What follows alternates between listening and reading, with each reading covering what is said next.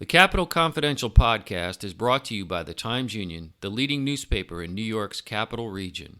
Subscribe today or visit online at timesunion.com. Yeah, I should have hired you. Oh boy! And I think I would have done a lot better. Definitely cutting this audio from the from the episode. You want to deport an undocumented person? Start with me, because I'm an undocumented person. How do we beat him in an election? We will. I'm going to run against him. I wish you would. I wish you would, Dad. I would. There are things in here that are unobjectionable because they're not that effective. So yeah, sure, I'll vote for a distinctive license plate. Sure, why not? Jim, you had your press conference at 4 o'clock. You're having a press conference now? That's You're right. talking? I'm having a press conference. Well, now. is this your space here or is it public? No, it's my space. Oh, this is your Don't space. interrupt. Okay. So this is the Capital Confidential podcast. I'm Dave Lombardo, and I'm here with Democratic Senate candidate Aaron Glad. Although, would you say you still wear that title? I don't think I do. No, No, I think I'm just Aaron Glad, father, veteran. Okay. And I'm eating a little pizza, leftover pizza, and It's from 2 days ago. oh, good. And it's been just sitting out when I found it. Yep. So it's Wednesday afternoon. Election night wrapped up about 12 hours ago.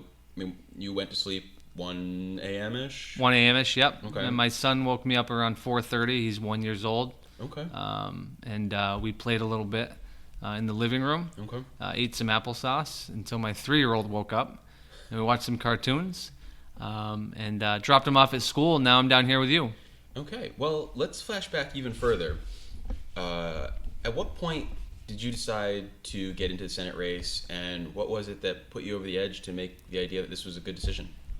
Well, yeah, good decision is something that my wife doesn't think it was. But, when Kathy Marchione retired, I got a lot of calls from people in the county saying, Aaron, you should really think about doing this. How did they know who you were? You weren't on my radar at all. I mean, granted, I don't cover Rensselaer County very much, but why would people know who you were? Yeah, I don't know. It's a small county. We have a very active Democratic Party that seeks out new candidates, that's building a new party. And, they do a really good job of reaching out. And I've been living in the district for 3 years. And the chair, Mike Moniscalchi, is a really great guy. I got to know him. And a lot of people started asking me if I should run. And, you take the plunge. And what was the pitch they made? Well, they said you should consider this, right? Oh. And then you look at the race and you say, boy, that's a tough race, right? And then actually I couldn't find a Democrat that had won this race in the last 100 years. I went through the Red Books, and the last time somebody held it from Rensselaer County, which had included Albany County, was 1964 in the Lyndon Johnson wave. Yes. And it was a good year for Democrats. He only held it for 1 year. It was a 1-year term. And so a Democrat has really never held this seat, ever. So why run for it? Why not? It's a pain in the butt. You make your wife mad. You get your kid. You're not going to see your kids.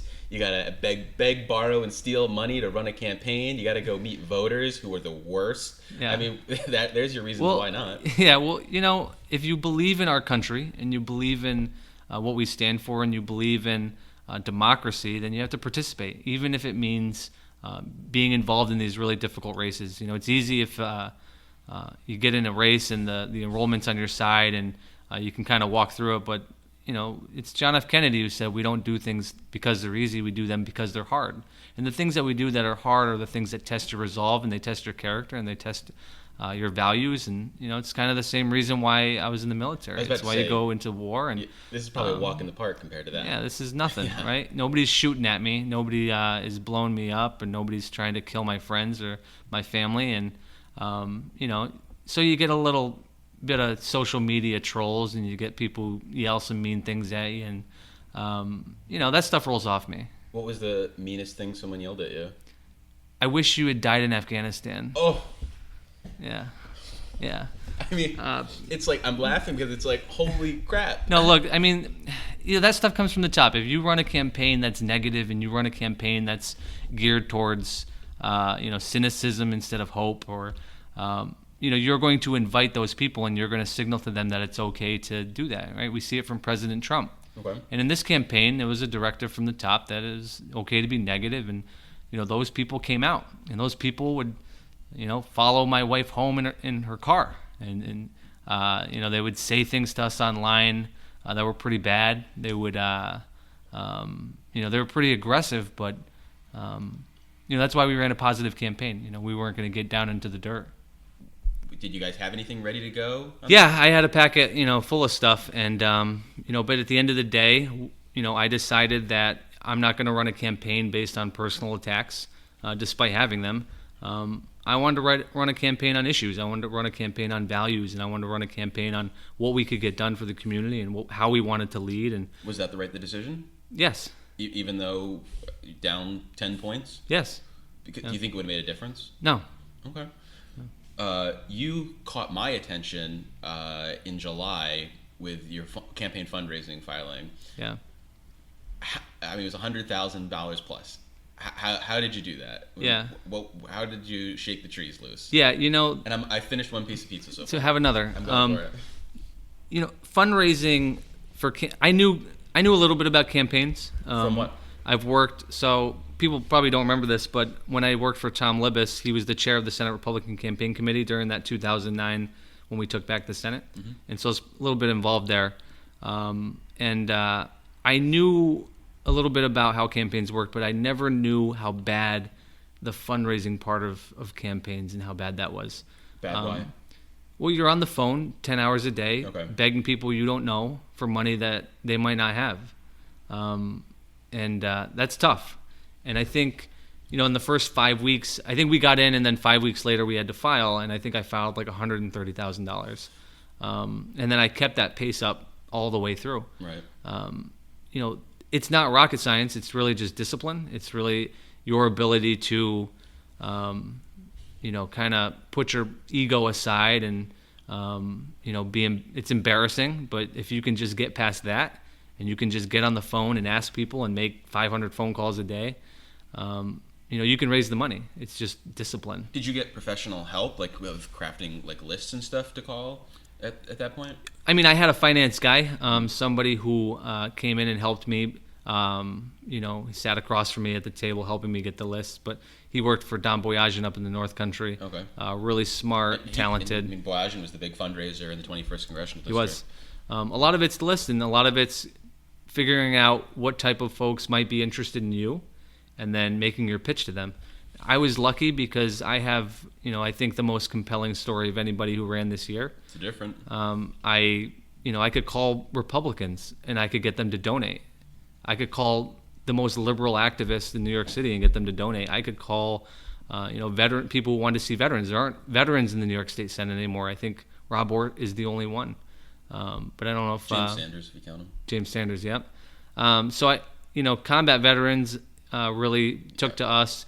I was a very poor rural kid growing up, and so there's a social aspect to that that's very appealing to people. And because I have an inspiring story, people believed in me, and I had a good message, and they would give. But it's getting that message to them, figuring out who's gonna, be interested in your story.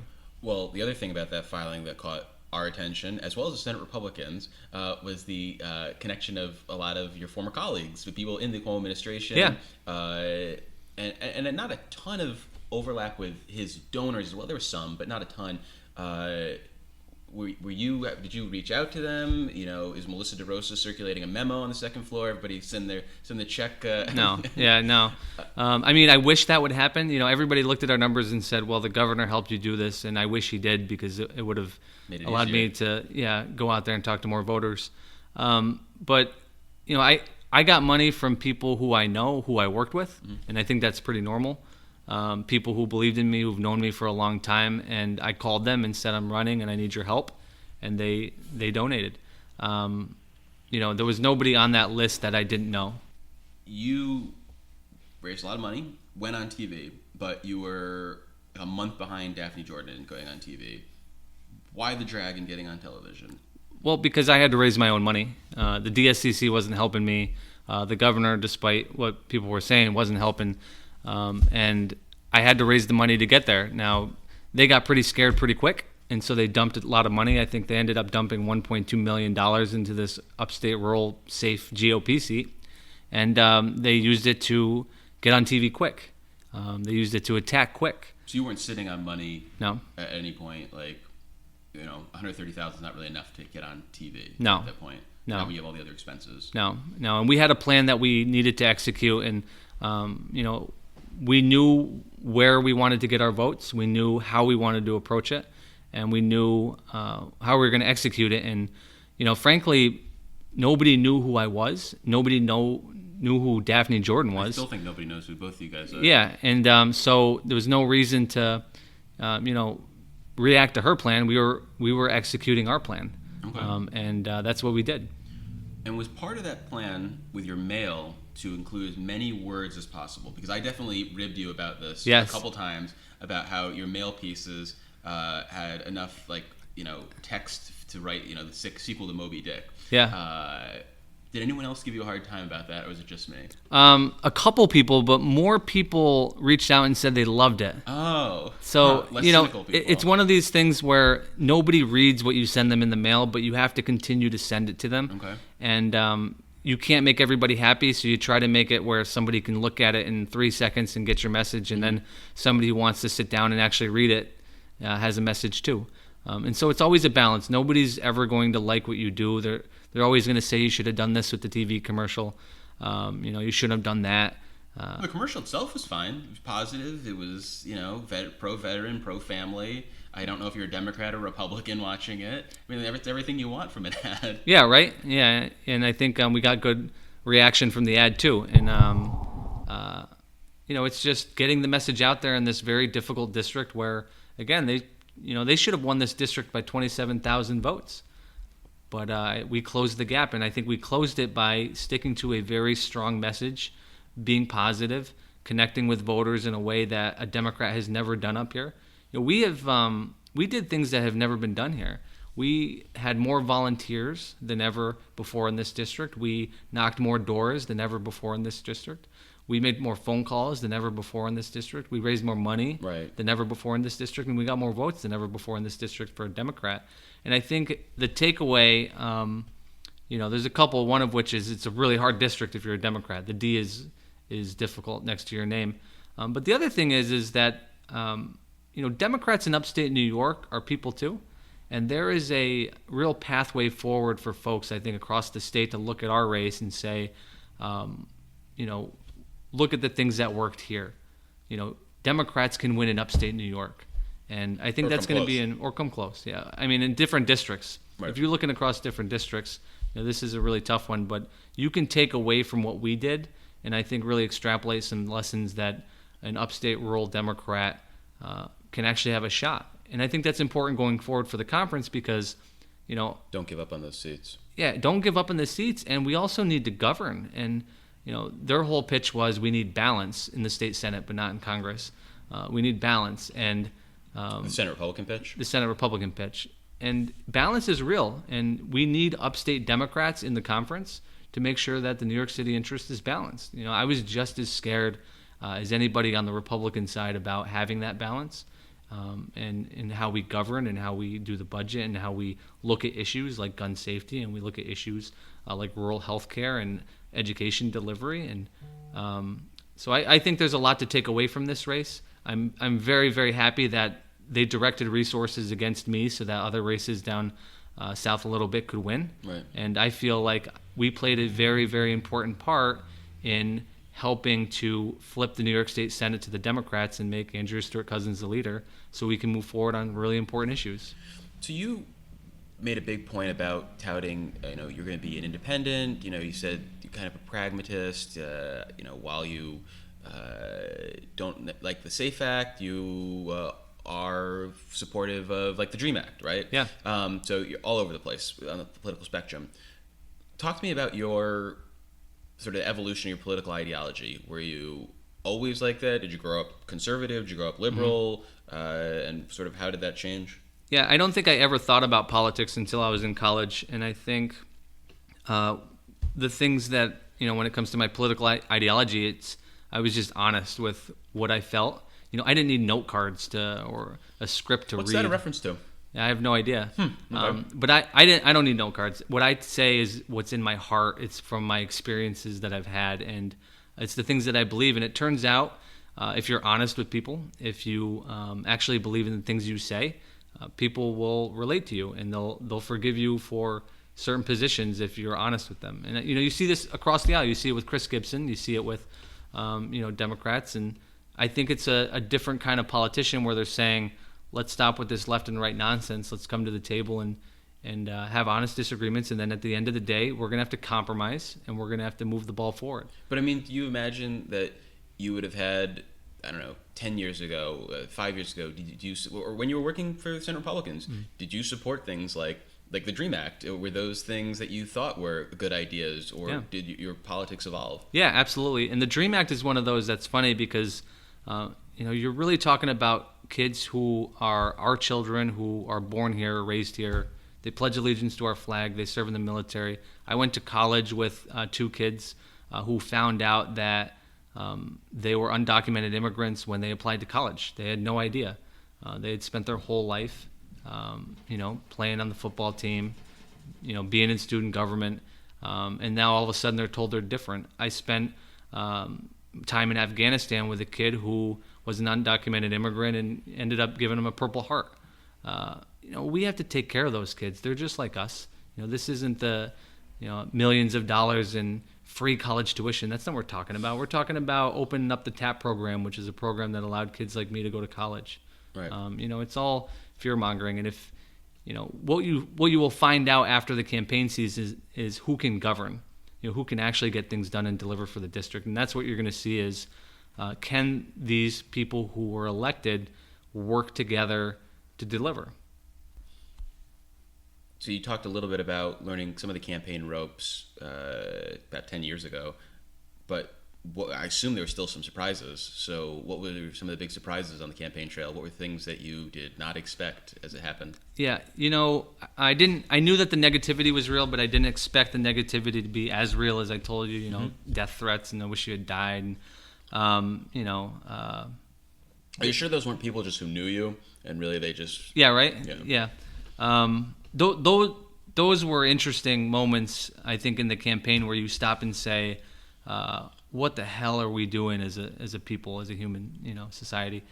The other thing that was really hard is, it turns out it's really easy to take a $5,000 check from someone who has a lot of money. Mm-hmm. What's really hard is, when you're up in Wilton and, a 70-year-old woman gives you a $20 check and she says, Aaron, I really believe in you. Here's a check for your campaign. Please don't cash it till Wednesday. I got to figure out how to get the money there. And that happened a few times, and it's heartbreaking. You have moments where... Did you cash the check? I didn't. Okay. You have moments where, Esme was this, young girl who was wheelchair-bound, autistic, who I met in Chatham. Her and her mom came to an event. And after the event, they went out and knocked doors. And then the next day, they came here to Lansingburg, and they knocked doors again. She lives in Brunswick. You have moments like that really show you how much people need good people in government, how they rely on you, and you see a goodness in people that you hope is there, but then you see it fold out and you say, this is a really special moment. I'm very lucky to be able to be running, and it's really something that it's hard to explain. So I'm almost done with my third piece of pizza. Any mistakes along the campaign trail? Anything you wish you had done differently? No, I think no. Just even from like one day we should have walked out a different door or something, but no mistakes. Well, I should have probably not talked to you as much. Okay, that's obviously could apply to every race. But yeah. No, but I am very proud of my team. I think that we ran the best race that upstate New York has seen from a Democrat, and I'm really proud of that. I think that I would do it all over again. So at what point did you know you weren't going to be the next state senator? Was it election night? Was it leading up to the election? At what point did it become clear to you it's not going to break my way? Probably the day after Kathy Marchione retired. and I looked at the numbers. Yeah. And I said, you were so upbeat during the campaign. Of course. I mean, but it's a tough district, and there's always a shot. But when did you know that shot was gone? I mean, a lot of these districts, even the ones where Democrats picked up, they're uphill battles, and so I mean, was there a point? Was there a tracking poll? Was there some door experience where you said, "No, it's just not going to go our way"? I think when we didn't do tracking polls, but every time we saw that the Republicans were spending money on a tracking poll, and then the next day they would dump another $300,000 into the race, we felt good there. When did we think that the race was lost? Probably late last night, right before we conceded, where, I think 50% reporting we were tied, and then it started going downhill from there with Saratoga coming in. And so you thought anything was possible at 9 p.m. on Tuesday night? It's tough. It's a tough district, Still, and the reality of the district. With a chance to win. Yeah, right. There's always a chance, and who knows? There's 8,000 absentee ballots out. We don't know what those are going to say, but it's a tough district. We ran. I think you're down by 10,000, so that's. Then we're done. So what time is it? Because now we know. 12:45. So 12:45 on Wednesday, we know. But look, we feel really good about the race, and I couldn't be more proud of the race we ran, and I would do it all over again. Really? So that's a great follow-up. Would you do it again in 2020? No. Okay, so you wouldn't do it all again? No, I would do it again for 2018. Gotcha. It's a lot of sacrifice on my family. My poor wife went through the military and went through deployment and went through a second deployment where I worked for the governor, and then this experience. And I think, as much as I served my country and my state and my community, it's time to serve my family. And what's that gonna look like? What do you want to do? I was thinking about being a co-host of this really great podcast that I listen to every week. Yeah. Hey, I like Fresh Air with Terry Gross as much as the next guy, right? But I think her whole shtick is it's one person. Yeah. Well, it's one person until it's not. Gotcha. Right. Everything's impossible until it's not, which is the story of our campaign. I was a kid who was pretty poor and didn't have a real chance at life until I did, and then I had a chance at college and. Went to the military, and I didn't have a chance at this race. And we had a lot of people paying attention. I think there's a lot of proud people out in New York State who paid attention, and I'm pretty happy with how this all turned out. Do you want to do more public service? Do you want to go into private sector? I mean, what are you thinking? Yeah, well, I'm thinking about doing a podcast. Okay, yeah. All right. Yeah. Okay, it's very vague. Your race overlapped with Antonio Delgado's race for part of your district, and you also shared a ticket with the governor. How do you think those top-of-the-ticket races impacted your chances? Well, how do you think that they impacted the top? Well, I was just doing a look at some of the election turnout today, and I don't think that the Capital Region loved the governor, but there's Dutchess County, which you didn't have, like Delgado. So if you just stretch that district down a little bit more. Now look, the governor was not popular up here, and the Republicans knew that, and that's why they spent all that money to tie me to him. I kept getting a raise. I saw some ads. Yeah, you saw a couple ads. I kept getting a raise to be the policy director, which I enjoyed. That's a campaign of negative campaign, and they work. And so that's what they did. So I'm trying to take a look. Rensselaer County with Governor Cuomo in terms of a percentage. So 38.6%. That's how he did? Yeah, that's not great. How did I do? Okay. Oh, that's a good point. So let's see. You did 38.6, and you did 42.7, and you didn't have Troy and what's the other Rensselaer, which are both pretty liberal, Democratic, strongholds. Yeah, you'd expect. So you outperformed the governor there, and so let's see. Columbia County, you got 50.5%, and the governor got A to Z. Do you want to guess? I'm not guessing, no. 43.4%. Yeah. So you beat him by 7 points there. Yep. So you outperformed the governor. I don't know how you did compared to Delgado. That's actually not true. I do know that exactly. He got 11,268 votes in Columbia County, and you got 12,587. So you outperformed Antonio Delgado. Yeah. So I guess the takeaway is you should have ran for Congress. I guess so, right? Or maybe back home in the North Country, because... yeah. Really? Okay. Is that were you settled there? No. No, I'm good. No? Look, like I said, I'm happy here. I think my days of running for office are behind me. At 32 years old. That's right. Done. That's right. Done. That's it. Not town board, not county legislator. Now, look, I'm happy to run your campaign when I can get you to run up in Saratoga. Way too many skeletons. It doesn't matter what skeletons you have. They're just going to find whatever one is most potent to the electorate, and they're going to use that. So I've never worked for the governor. Yes, you have. You worked in the assembly. That's not the governor. Well, neither was Carrie Warner, and she's okay. Or Tedra Cobb. Yeah. Look, she took a $2,700 donation from the governor, though. Yeah. Okay. Well, does that matter? I mean, for $2,700, you basically have bought the loyalty. I assume. Have you? Yeah.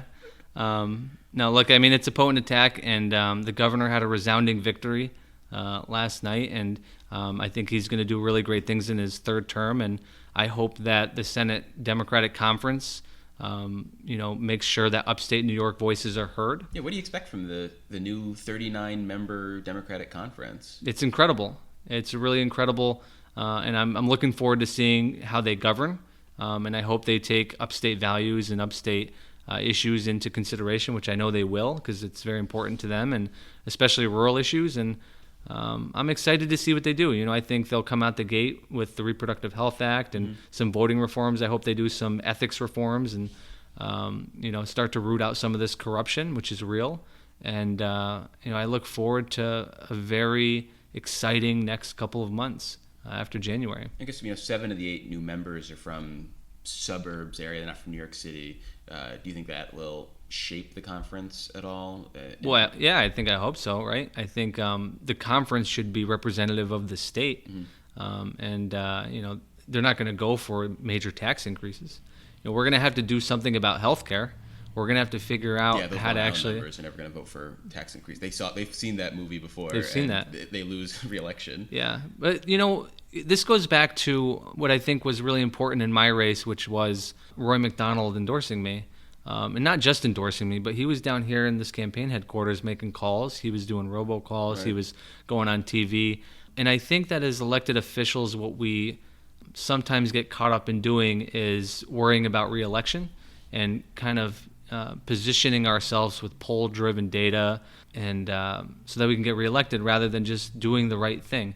And I think that healthcare might be one of those issues where somebody's going to take a vote that they lose a seat. But that's okay. Just like Roy McDonald took a vote that he believed in with marriage equality, I think that's why we're here. I don't think that we should be here forever. I think you come in, you do the right thing, you make a difference in people's lives, and then get the hell out. Let somebody else try. Did you talk to Daphne Jordan at all on election night? Did you call and concede? I didn't. I think we reached out to them, and then we never heard back. But I wish her all the best. I hope that she's an effective legislator.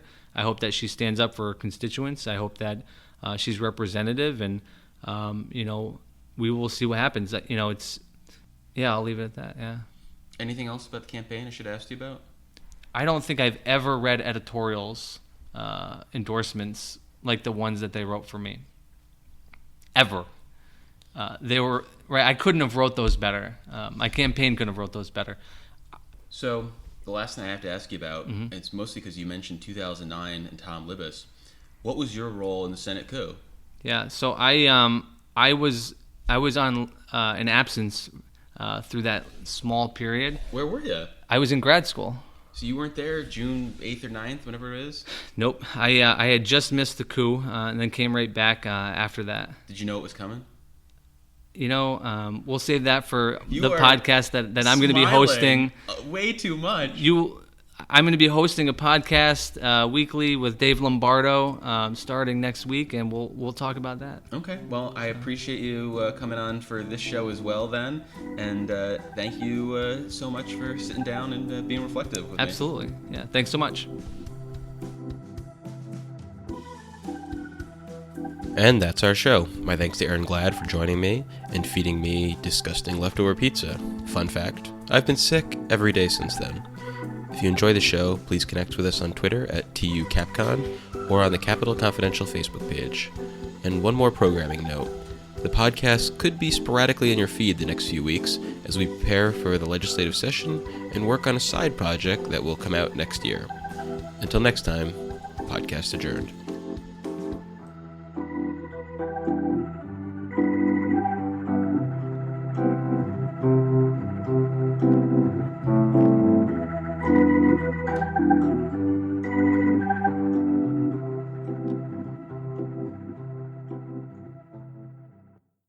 Just heard I tried to get you.